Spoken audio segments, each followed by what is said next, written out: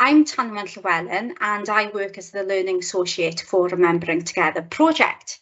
While I'm just giving you a little bit of information about today's session, it'd be great if you could pop into the chat box who you are.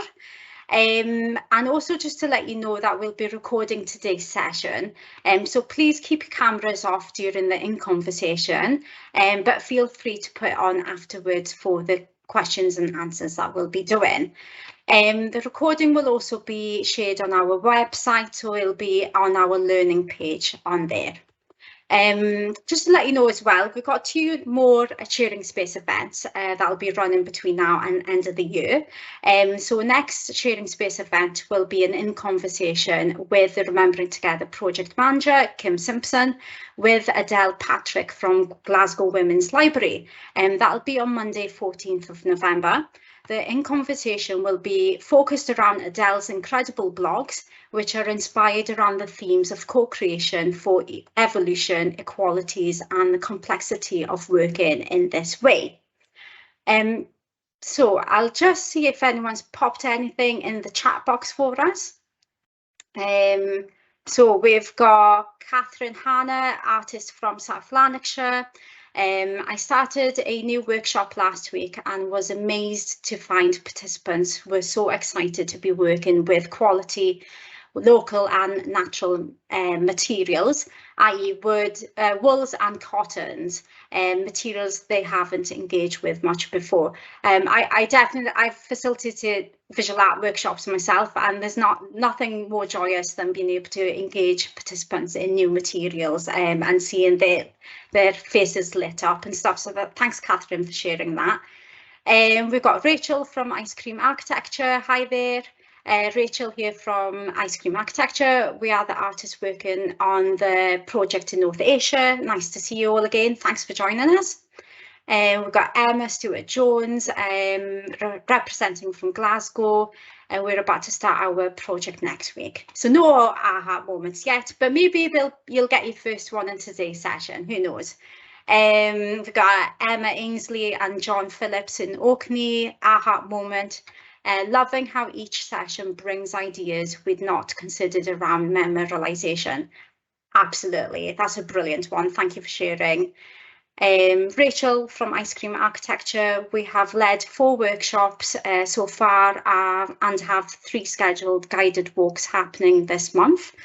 We also have an online map of memories that people can add memories, thoughts and ideas about the pandemic. I am absolutely loving all the different ways that people are engaging with communities around Scotland. And hi, Barbara, who I was just talking about, who I visited 2 weeks ago, about using the bus as her aha moment. So glad you're able to join us, Barbara. So just as continue to pop in any thoughts you have into the chat box, but just to start off the session today, I'd like to give a big warm welcome to our guest speakers today. So we've got Annette from LGBT Health and Wellbeing Scotland and Anne from Luminate.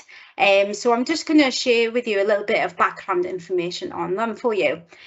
So Anne and Annette will be sharing the learning of collaborating with older age 50+ communities with us today. And both Anne and Annette are part of the advisory group for Remembering Together. So Anne is the founding director of Luminate, Scotland's creative ageing organisation. Anne is passionate about the positive impacts that the arts and creativity can have on people's lives, and her career has been driven by a commitment to enable artists and communities to come together and collaborate. About Annette, so Annette has worked for LGBT Health and Wellbeing since 2014. Her current role is service manager for national projects, which covers the LGBT Helpline Scotland, Age Social Scotland for 50+, and Telefriending. This is a community development organisation working with small staff team alongside volunteers by offering community members support and skills to build resilience and gain pride, whilst also connecting with peers. Their overall aim is to reduce the health and inequalities experienced by LGBT people in Scotland.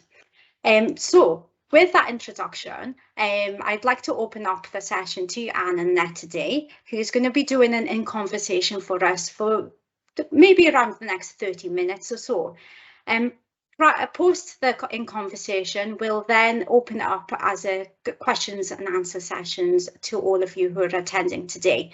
If you have any questions you'd like to ask throughout the session, please drop them into the chat box and I'll pick up on them at the end, or feel free to put your camera on if you'd like to come on screen and ask Anne and Annette questions.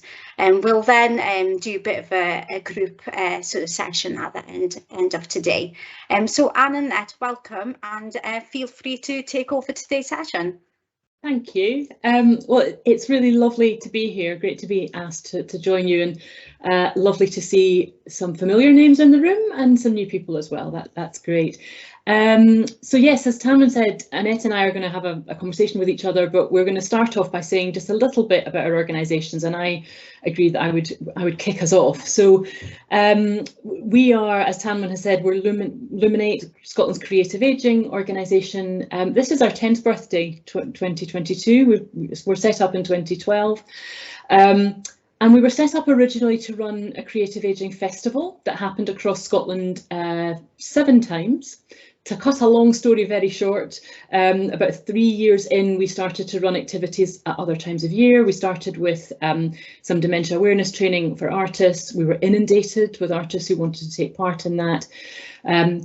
We did a bit of work with the Care Inspectorate on creativity in care homes, and as we began to do those little bits of activity outside the festival month, we could see that there was quite a demand for that and that it was having a real impact. And we made the decision eventually that actually what our partners were telling us was that's really where the value is. The festival was, it had kind of done its job. The festival excited people, it brought people together. It shared learning, it shared inspiration. We wanted creative ageing work across Scotland to grow, and it was definitely doing that. But the message we were getting was this work needs nurturing. Who's going to nurture it? And that essentially is the role that we've moved on to take now. And when I say creative ageing, I like that term. Some people think it's a bit too vague. To be honest, I quite like the vagueness, because for me, creative ageing is about the way we all engage in creativity as we get older, and that's so varied. You know, so the work that Luminate does, therefore, is varied. We work with older professional artists, for example. Maybe quite often, actually, we focus on artists who are coming to their art form late. We've offered bursaries, and we've worked with Magnetic North on creative development for older artists.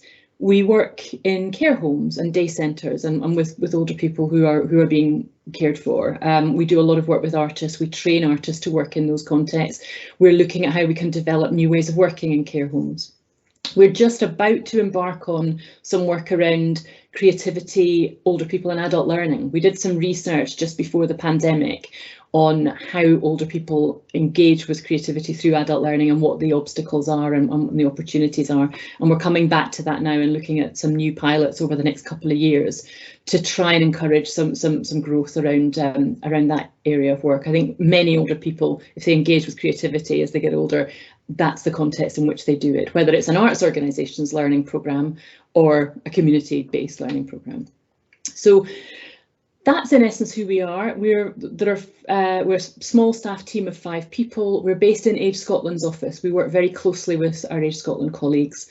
And I'm going to stop now and hand over to Annette, and then we'll move into a bit of a chat once Annette's told us a bit about LGBT health. Hello everybody. It's just really super that everybody was really keen to come along to this event, and thank you for your interest in this topic. So yeah, I work for LGBT Health and Wellbeing, or we shorten to LGBT Health. We've got offices in Edinburgh and Glasgow, so we deliver face-to-face events within these cities. And by face-to-face events, that would include, we have counselling service, we have mental wellbeing programmes, we have got rainbow families events, and then we have film nights, discussion events, and we also focus on We have specific projects to focus on older people, that's 50 plus, refugees, and also trans community members. We offer support for adults, so that's 16 plus up to 90 odds. And even though our offices are based in Glasgow and Edinburgh, we're a national project. So the projects that I would manage are our LGBT Helpline. We've got a Telefriending project, and actually, like during the pandemic, our age projects, our age focus went national as well. So yep, we've got quite a reach. So our aim is to reduce the health inequalities experienced by LGBT people. And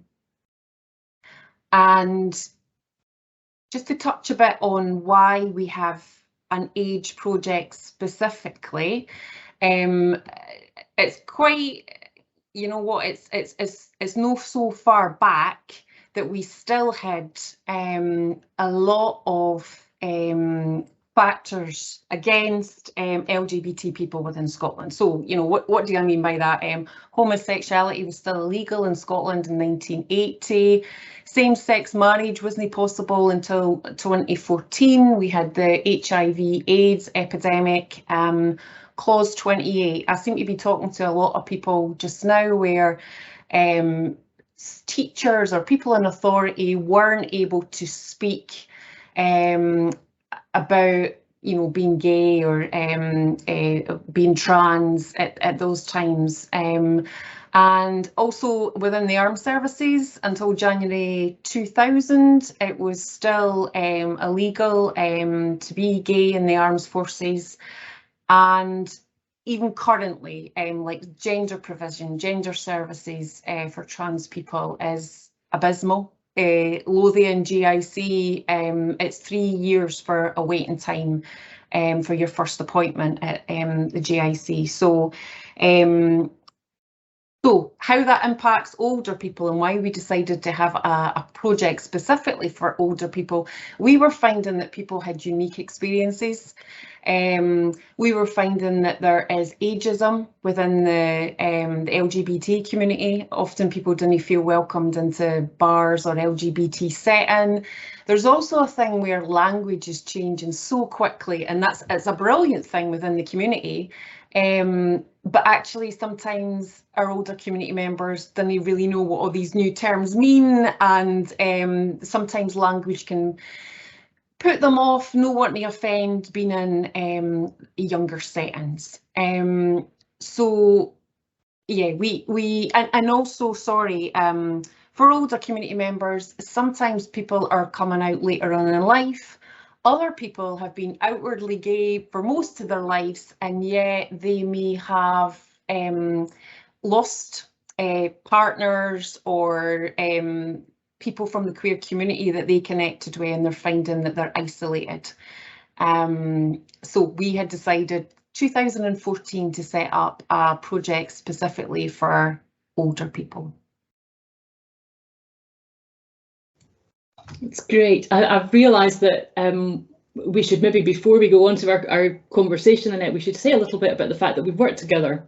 And I didn't mention that in my introduction, but we became aware 3 or 4 years into running the festival that we felt we weren't reaching older people from the LGBTQI community, and made an approach to LGBT Health and Wellbeing, and we ran initially a cabaret night as part of the festival. That was the first thing we did, but that's moved on to a community cabaret project that we ran together, which was wonderful, and then worked together with some older people on making a film about care and people's hopes and dreams and fears about care provision. And I think from Luminate's perspective, we really wanted to find a way to use the arts to give voice, which I hope that filmmaking project did. But yeah, I think it's certainly from Luminate's perspective, we've learned a lot from working with you. It's been a really valuable collaboration. You know, sorry, and you know, a key thing that I should have said about our organisation is, yeah, we're a community development organisation, and Anne says, you know, you've learned, we constantly learn from community members, and yeah, these were fantastic projects where, I think, looking at the example of the film, which you can view still from going to Luminate website or also LGBT Health website, and the film is called Return to the Closet with a question mark, was that community members worked on that project from the very start. And you were reminding when we were having our initial conversations is that people were involved in the brief for recruiting the filmmaker.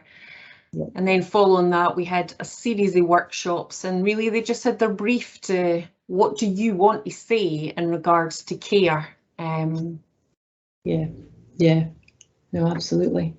So, I mean, I guess the first thing that we had on our little list of questions to chat about today, Annette, was about COVID and the impact that COVID has had on our work. I mean, do you want to kickstart that and talk a bit about how your work's changed since COVID arrived? You touched on it a bit in your introduction anyway. Yeah, I mean, our focus was delivering face-to-face events. Two of the main things were called Coffee Posse, which we run on a monthly basis in Edinburgh and in Glasgow. And there is a real benefit from having these safe, sociable, free spaces where community members come together and connect with their peers. And we could see that real friendships got made from these social events, but we also had things like film events as well running on a monthly basis. So pandemic hit and all of these events obviously got cancelled. So for us, we then as an organisation had to work out how do we connect with community members. So we found, because of the uniqueness of older community members who are more likely to live alone, they're less likely to have had children, less likely to have contact with biological families. So there was really high levels of social isolation there. The response for the organisation was, fortunately, our helpline increased delivery. So we jumped from delivering 2 times a week to 4 times a week, and a number of our older community members will use that device, picking up the phone and making contact. Throughout the organisation, the team were amazing of quickly jumping on to delivering a lot of social events online. Now, a number of our older community members, I mean, when we're talking older, we're talking from the age range of 50 to 96. And actually, that's a huge age range within that. So we would have had a number of community members who would have felt comfortable using Zoom and accessing online, or would even have access to computers, devices, and they would attend those events. But we found that we had a large population who didn't feel comfortable joining online events, didn't have tablets. And we set up a new service that was called Telefriending, where we had staff and we had volunteers who would just pick up the phone and have a friendly conversation with people. And the value of that was, rather than people, they always had access to phone the helpline, but in this way it was like, we're going to pick up the phone to you because we're wondering how you're doing and we just want to hear how things are going for you. So we established a new service. The other, what we did was we created a weekly newsletter called Virtual Hug.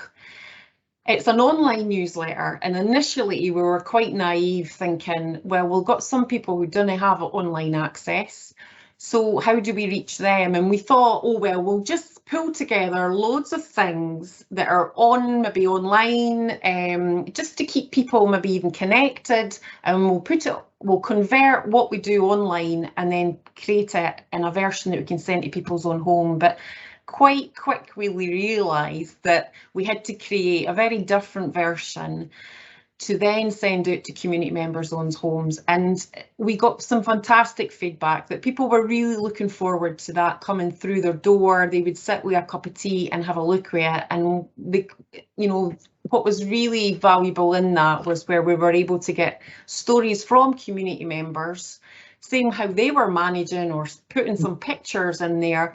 and then including that, and then people thought, oh, I remember such and such, or they had a connection with community members. Yeah, the online thing was a challenge. We certainly, we don't have as much or anything like as much direct contact with individuals as you do. Our focus, I suppose, often feels, if you like, one step removed. You know, we're working with artists and so on, and that was our shift when lockdown happened.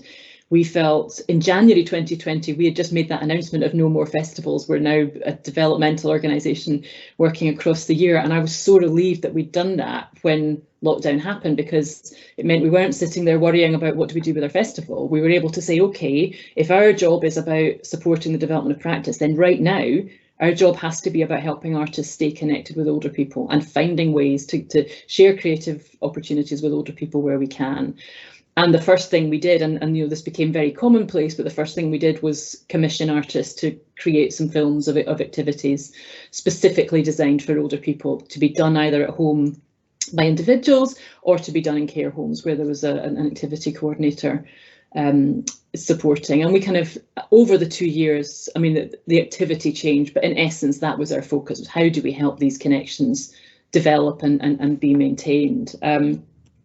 Yeah, and it's been a tough one in terms of older people and connect and technology, as you say. It's we hear a lot at the moment about more and more older people moving online, and I think that is definitely happening, but I'm not sure it's happening to the extent that we believe that it is. Or often, I think the other thing is that we tend to think people are online or they're not, and actually what we found in our work is that older people may be using the internet, but whether they're using it to download a video or watch a play or you know, something creative may not be how they think of using their computer. So it's a more complex picture, and I think we did, there's no doubt actually, we struggled to help that process of staying connected where technology wasn't actually available. And I think, and I hope we did a good job for those who were online, but I wouldn't look back on that in all honesty and say we cracked it for everybody, because we really didn't.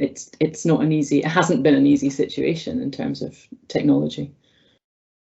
And Anne, you mentioned that you were delivering in care homes, and do you want to, you know, because that this was an area that was, you know, tragically hit during the pandemic, can you say what that was like? More about that. So, well, we did one project when lockdown was, one collaboration with a small group of care homes when lockdown was still very much in place, and we worked with them to look at could we go beyond here's a film and just use a film and it's not really interactive? Could we actually have a Zoom workshop led by an artist in a care home? And there'll be other people in this room who will have experienced that, and in some places it's worked well and in some places it's been really challenging. And what we wanted to do was look at what does it take to make it deliverable and to make it work. And we work with these 3 care homes and produce a little booklet, which we then put on our website, but we also actually posted that to every care home in Scotland. We printed it and posted it because we weren't convinced that everybody was going to see it online. But the things that came out, and there's still big challenges which we can come on and talk about, but the thing that came out for us was it worked really well actually for an artist to zoom into a care home, but only if the care staff were able to be on the other end, facilitating at the other end. You couldn't simply expect that an artist on a screen was going to be able to engage really meaningfully with a group of older people in a care home without care staff support. But of course we know that care staff were and still are horrendously overstretched in that situation.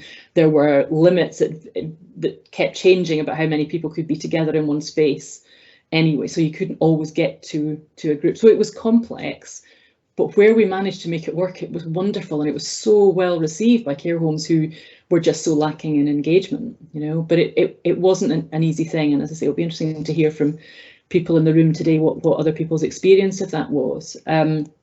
Now we've got artists back in care homes, and I mean, we can come on and talk about this in a bit, but the staffing issue remains a challenge, and we're thinking a lot now about what this means for artists working care settings moving forward. Yeah, I mean, one of the other things we talked about before this meeting, Annette, was about the well-being of the people leading the work, the well-being of your staff, the people on the helpline, and how you supported them, and then for us with the artists that are going out doing this work. If you've got things you want to reflect on about that.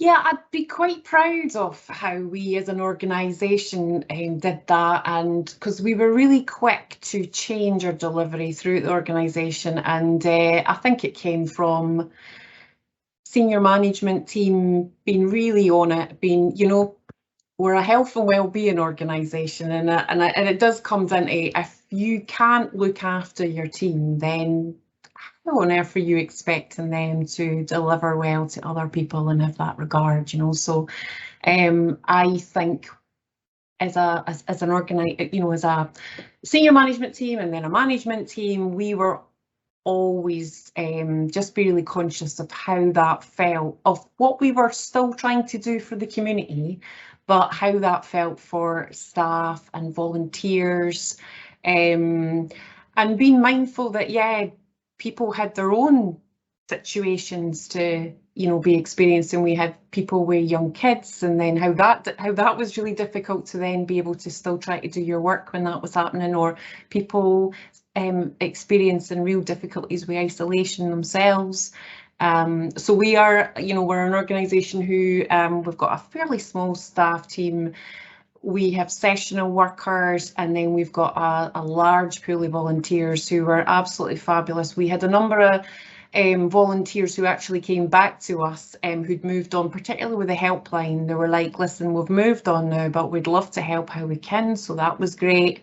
But in regards to services like our helpline, that used to be delivered from one room in Edinburgh with phones in that room. We had to order new phones and get into a new VoIP system, and then had, you know, the coordinator of the helpline had to deliver phones out to everybody. But yeah, just regular checking in with people about how things felt for them. What about yourself, Anne? It's interesting. I mean, in terms of the staff team, very similar to you, lots of regular check-ins and that kind of thing. But the thing that I'm thinking artists again, you know, the vast majority of the work that Luminate does is led by freelance artists, and they are freelance. They're not in that sense, they're not an employee, but they're, you know, we couldn't deliver this work without them. And actually, this work is all about the work that artists do. So one of the things we've been grappling with over the last 2 years and have run a little bit of a pilot on recently and are going to take forward is offering activities and support that is about the well-being of artists. We brought in an academic and researcher, an artist herself called Nicola Naismith, who some people may know, and Nicola for a few years has been saying, actually really very much what you just said, if we're sending artists into health and care settings to support the well-being of community members, we need to make sure that we're looking after the artist's well-being as well. And to me, that became a particular concern during the pandemic. So Nicola came in and ran a little project for us, which was about working with a group of 12 artists to help them form a peer network, actually, do a bit of coaching training with them. So they were able to support each other, but also just offering support in the room. We ran about, I think it was 3 sessions with the full group, some smaller sessions with smaller groups. And also everybody who took part was paid a bursary. So that's the other thing, that you know, they're freelance. People are freelance. People in this room are freelance. You know, to ask somebody to attend something like that on a regular basis without paying them is not right. And yeah, we budgeted to make sure we could pay a quite decent bursary to people to attend, and that bursary extended beyond the structured sessions so that the group could carry on supporting each other in terms of peer learning and peer support. What came out of that, I guess, was 2 kind of core messages in terms of what people were telling us they were needing. One was artists who particularly did a lot of work in care homes pre-pandemic to get into the care homes. A lot of those artists were saying to us, actually, my confidence is dipping because I haven't been able to do this work for such a long time. And I know that when I get back in, it's going to be a tough environment because of what those care homes have experienced. And I'm thinking about what skills I need. So that there was a skills element to this as well, but people feeling I'm not quite sure that I know what I want to do or what I should be doing when I go back in. being in a room with other people, helping process that and discuss options and so on was really valuable. And the other thing that came through from that was people who, and actually a lot of these were, we run a dementia singing network. A lot of the singing group leaders who came had been trying to stay in touch with their groups all the way through and had been doing very successfully really innovative approaches. But what we were hearing from them was, we're just exhausted.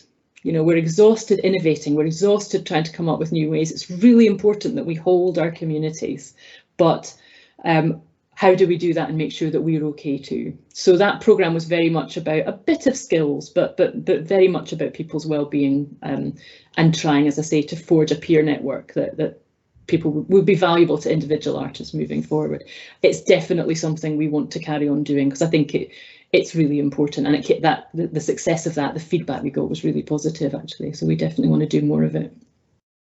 I think that's a great idea, and yeah, we've got examples of that. Yeah. So particularly when you've got artists working individually in quite isolated way, then there's so much value, and also creatively, or maybe you get stuck in some, you know, some of your delivery, and it's great to speak to somebody else and think, oh yeah, I had to experience similar, and this is how I approached it. Great. Yeah. And just looking at our little prompts, Annette, the other area that we chatted about last time was about reaching people. And some of this, I guess, is pre-COVID as well as of course now, but reaching LGBTQI plus people who might not choose to come to your events, or we were also beginning to talk about how do we reach LGBTQI plus people in care homes, which I think is complex, particularly now with the staffing issues that that we're facing there. But be interesting to hear your thoughts on how we, yeah, again, you've touched on it already a bit, haven't you? How we widen the reach of the work that we're doing as we come out of the pandemic. Yeah, and when I was preparing for this, I just thought about everybody else who's joined us today. Is to just, you know, if you're looking to include older LGBT people, fantastic. And so using our knowledge and our site, Annie, is just to maybe share some insight. We hear from community members that often people don't know if they're going to feel welcome at events, and there's a lot that you can do in your advertising. People will often say that they'll look for signs. So a really classic example is, you know, often we'll have using same-sex couples in some advertising is really good. And has had quite a bit of involvement with dancing. I'm forgetting the name, man. The social dance clubs. We're now calling the social dance socials. Yeah. And so the imagery in advertising these events is you need to, you know, you're looking for images same-sex couples or trans visibility within these. So imagery is really important. Actually committing and saying that you will provide a safer space within these events, so that you're not only welcoming LGBT community members, but also for them to get the sense that if they come along and they experience discrimination, that will be called out and it will be addressed.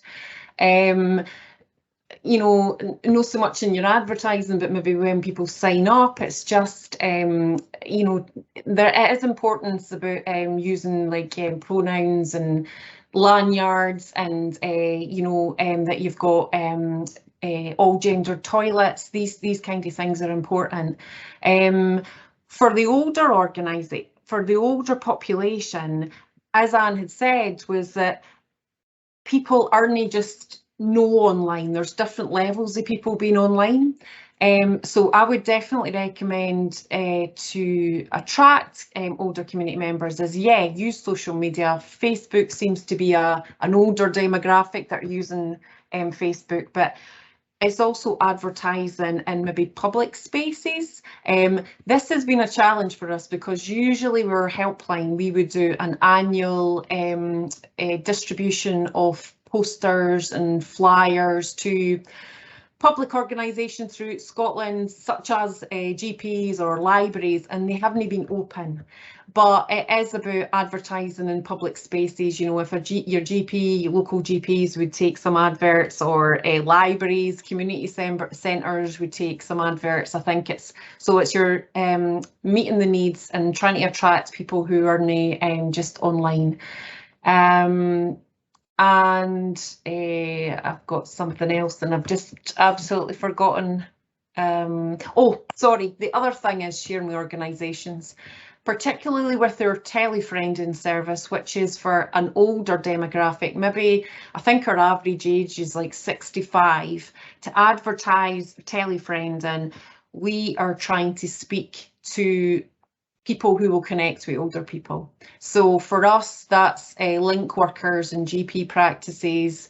It could be housing staff. Could be care staff, although they are very stretched at the moment, so that they could then pass on to somebody, you know, I've heard about this event, or would you be interested in going along to this group? What about yourself, Anne? Yeah, so I guess, I mean, I would say working with you has been massively valuable to us, both in terms of learning, but also reaching older LGBTI plus people. It's definitely helped us. You mentioned our Saturday social, so we were partners with National Theatre of Scotland on a big project they ran, which finished up being largely through the pandemic, which culminated in an online ball, and there were lots of older LGBT people became involved in that and wanted something more. And we've managed to get a little bit of money from Awards for All to run monthly socials at CCA. And they've been great. They're relaxed, you know, creative activity, but actually it's about people connecting through that creativity. And I think what's been interesting is we are now bringing new people into that group, and they're coming. A lot of it is word of mouth, actually. But then I was quite surprised. I think the last session, actually, somebody came who'd just seen it on an Eventbrite email, which I was fascinated by, because I don't think of Eventbrite as a promotional tool. I think of it as a booking tool. But yeah, that was where they had found it and came along having seen it there. So I think it is about just, yeah, it's you start somewhere. You build, you start to build an audience. You start to build a community, make connections with a community. And now what tends to happen as well, I suppose, is that when we run events that are not specifically targeted at the LGBT community, we really hope that we'll be seeing more and more LGBT people attending those events. We'll only know whether that's really happening as things open up a bit more. But I did just want to come back to care homes around this, because that's, you know, when I think back to the film and the discussions around the making of Return to the Closet, one of the things that we were talking about at the end of that project was how we engage care homes in this work, and use creativity to encourage care homes to think a bit more about who their residents are and the identities of their residents. And the pandemic, certainly from our work, the pandemic has put a bit of a pause on that, but it is something that we definitely want to pick up. When we started running the Saturday socials, we had hoped that we might be able to persuade some care homes to bring some residents in, but it's just too difficult right now. I mean, there are care homes taking residents out of care homes now, but not everybody by any means is doing it yet. But that still remains an aspiration, that maybe next year, maybe when things are a bit better than they are now, we might manage to specifically start targeting care homes. That's definitely an area that needs some more thought and some more connection. So we had done, pre-pandemic, had done a pilot project with a housing association, a large housing association in Glasgow. Yeah. And the idea was that we needed, so we have, as I mentioned, it's an event called Coffee Posse, and it was held in a public space on our Guile Street, and then people were invited to come along to that. But there needs to be a bit of extra work where sometimes we need to take ourselves more to people, but we've called them pop-up coffee posses. And within that housing association, and they had a communal space, we were having smaller coffee posses with the idea that residents who just couldn't, I think it was in part, they couldn't make it into the city centre, in part because of confidence, but also because of physical difficulties they couldn't, and so we would try to take things to them. It is quite it costs a lot, you know, to be able to do that, and always the hope had been that eventually those people who were come along, and there maybe would just be 3 or 4 people, they would then come along to the larger coffee posse. So and actually something good about the pandemic made us realise that our delivery, we were only delivering to a certain demographic, which was people who were able to physically and, you know, just emotionally able to come into a large social space. We realised that those people who maybe had caring responsibilities, or their health was, they were having challenges there, we weren't meeting those needs anymore. And what's really sad is actually the people now that due to phone or online delivery that we're connecting with,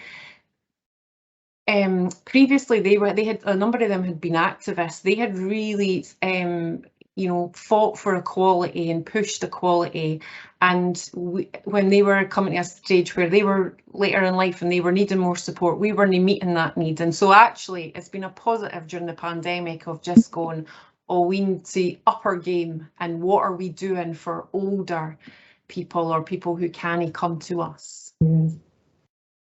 That's true. And making contact with organisations like yourself, and of who can, you know, when you're going into care homes, which is an area that we're not going into. We will try to share our learning with staff, but from yourself, where, you know, you're able to create safer spaces. That's why it's really important for us to continue to connect. Yeah. I feel that we've covered all the things that we said we were going to cover. Is there anything else, Annette, you feel that we should be saying before we open up to questions?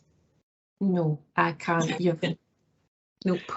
Great. Thank you. Really enjoyed the conversation with you, actually. It's been a treat. Always, Anne, always. And I thoroughly enjoyed it as well. And as you were chatting, I was just doing 100 notes. I'm just going to pick out a few things that really stood out for me in that conversation, because I saw lots of common threads between both organisations, work you're doing, and perhaps some of the things that have been left in the chat as well. So Russell McGovern said, I'm one of the artists working in North Lanarkshire. I've been really happy to discover that most everyone we have worked with so far had a really positive response to being invited to engage with the project. And a lot of your conversation towards the end there was about different examples of how do you engage with people in the community, but in all the different sort of complex environments that they come from. And I suppose it started making me think about who are we leaving behind as part of that process. And I suppose, Annette, that really ties into what you said there, is realising actually what we were doing pre-pandemic has now shifted into working with other members of the community during the pandemic, because you've identified various elements of it. And that's the learning, isn't it? It's about realising we're not reaching everybody, and there's so many people are being missed out. But I really love what Russell's saying that about there is a positive response typically when you do find those people to work with. Has that been your own experience, that it's been welcomed when you've reached out to them? Other things that I've really loved is the sort of realising the complexity around all the different people who come under the banner of older communities. Is understanding the age range, 50 to 97. I didn't even realise that. And also the different groups and demographics that come under that. And it's really hard to sort of box people into one wording. So I really love the way you've managed to dissect a lot of that for us, and to be able to give us a broader view and understanding of all the different people that come under that banner for us and the ways that you approach them. both of you mentioned the word innovation when you were talking, and I'm sure a lot of the artists and project partners involved in this project are thinking the same as well, is how do you keep inventing new ways of working to meet all the different demands, but also as leaders of organisations yourself, is how and what do you need to do then to put that support in place for people who are innovating, and you've clearly outlined yourself the innovation you've had to do as well in terms of how you work as organisations. Annie mentioned before in the briefing session with me that there's a lot more project management that goes on and administration now, because you can't be in person with the artists in care homes, but there's a lot more going on behind the scenes. So it seems like as communities as a whole, we're all having to innovate, and it's really great the examples you gave on how you then support that innovation. So it's taking something complex and trying to make it into a positive, isn't it? I really love all these examples. I really like the idea of one of the examples were artists supporting each other. I know from my own projects, there's nothing better than having another artist to talk to. You really just need that dialogue, because often, as you said yourself, it can feel quite isolating. So you just need that body, don't you, that other peer and stuff. So it's great to see commonalities across organisations and how we do support each other. I know we've got some mentoring and coaching and these networking events involved in this project. And the other thing I liked was the question I think Anne you posed was, what does it take to deliver these kind of projects? Yeah, so examples of that. I wonder if there's anyone in the audience that want to maybe expand on what has it taken you to deliver the Remembering Together project. I don't know if anyone wants to bring in a bit of dialogue and tell us what your journey has been like, and what have you had to overcome in terms of your anxieties perhaps. Or I know one of you mentioned about loss of confidence. I used to facilitate sessions as a visual artist before the pandemic. I haven't done it since because I've lost my confidence.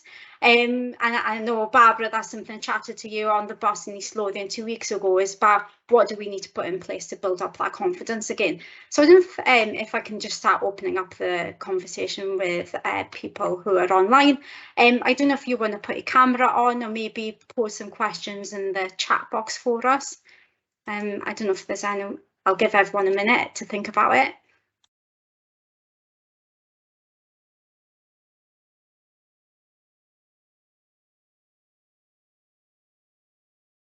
I remember while people are logging in, hopefully something to the chat box, I remember from our briefing session, Anne and Annette, we had lots of different conversations, but one thing that you did mention at the beginning, which you pointed out, was making the point that you currently work in partnership and have done for a long time. But I think what we identified from our conversation previously was actually because you worked together for such a long time, it made it easier to have the difficult conversations. I remember you both realising that. So again, just posing it to the people in the audience is, how do you overcome those challenges if you don't have an existing partnership with who you're working with? What is it, again, going back to the question, what does it take then to have those difficult conversations? And perhaps there's an opportunity here to ask Anne and Annette for maybe some examples or maybe some suggestions as to best working practices and stuff like that. Yeah, don't know if we got anyone. Just to say as well, if no one has any questions for Anne and Annette, what we'll do is we'll put you into breakout rooms, because sometimes it's easier once you've had the conversation amongst each other to perhaps come back with maybe you can feedback to us about your aha moment from today's session. It'd be great to find that out. I've got Emma who's just posted something. It's been so important to our work how brave the care home managers and staff have been in inviting us back into this spaces. We rely on our partners' engagement. Absolutely. That's a great point to make there. Hala, you've come to join us. We've got one more from Barbara. Hi, Anne and Annette. That was really interesting to listen to, and a lot of what you said really resonated with me in trying to find ways of connecting with people. Catherine, how do you find is the best way to initiate a group agreement and support those in the group with different perspectives and life experiences? That's a big question. I mean, my immediate answer to that, actually, and it does relate to our work with LGBT Health. LGBT Health have a safe space agreement that you use in all your group activities, and we've adapted that and we use it now. And so what it means is that we are, if you like, setting some almost like some ground rules from the outset. You know, this is what's expected of you in the way you treat everybody else in the room, the respect and so on that you show to other people, and that makes it easier then to have discussions with people if there is a difficulty, if somebody is behaving in a way that becomes an issue for somebody else. I don't think those situations are ever easy, but it's a bit easier when you've set some kind of boundaries in a supportive way from the outset. But as I say, Annette, we absolutely took that from you. Yeah, I think actually to initiate a group agreement, I think there's a lot of you're setting the parameters in your advertising or letting people know what to expect coming along to an event. Because often what we would do is we have our advert, and then on the back of that it's basically, it is often called what to expect, you know, and often you need to spell it as a free event, and just giving people a wee bit of a guide and a rundown as to what they should expect and what's expected from them. And we always put a part in that, which is what Anne's referring to for our safe space, is that our events welcome people. So, sorry, welcome LGBT community members. Then you're starting on a ground in that when you bring people together to chat about a group agreement, it's like these things are no movable. You know, so the group can then go on and usually, and I'm thinking about when we do induction training, we get people and we say, right, let's have a commitment to each other that our people are in the room. And usually it's things like, you know, not talking over people and things like that.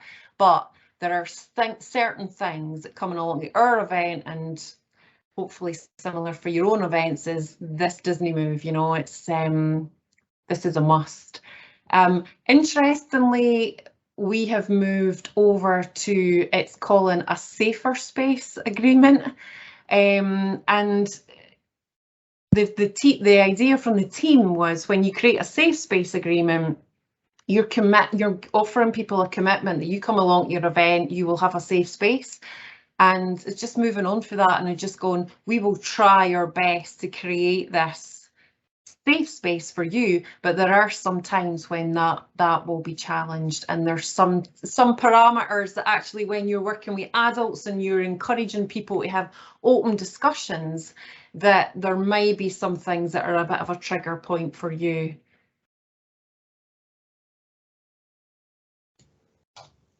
Yeah, that makes a lot of sense, doesn't it? Thanks for answering that. We got someone from Aberdeenshire, Sika. Hopefully I've pronounced the name right. Sorry, it's just to say she has to leave. But thank you, Anne and Annette. Always good to hear experiences firsthand and how we're all in this together. I've got Russell just putting a message in there. What we're going to do is, as you drop in anything in the chat box, I'm going to get Carla to put you into breakout rooms. There's a small group today, so you'll be roughly 5 people to a group. I'm going to give you an opportunity to explore the themes from today a little bit more in depth. We'll do that for the next sort of 10 minutes or so, and that gives us 5 minutes towards the end for you to feed back to us about what were the highlights of today's session for you, with any any other questions you've got at the end to share with us. Thanks, Emma. Emma's off, but just says thank you very much for today. That's great. Thanks for letting us know.